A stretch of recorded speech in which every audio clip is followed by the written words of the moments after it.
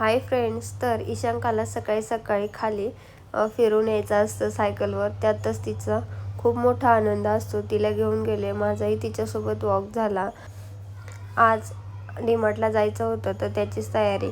मग सामान थोडंच राहिलेलं, तर मग डबे वगैरे घासून पुसून ठेवले होते.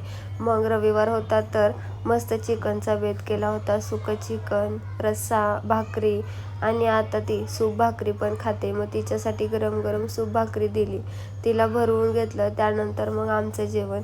मग बिग बॉस बघत बघत आमचं जेवण करायचं होतं, म्हणून मी चष्मा लावला होता तर तिलासुद्धा लावायचा होता. माझा ओढत होती म्हणून तिला घालायला दिला. तर ती अशी काही आमची मजा घेत होती, स्वतःचं स्वतः लावून दाखवत होती. मला किती समजतंय असं वाटत होतं. त्यानंतर डीमार्टला गेलो.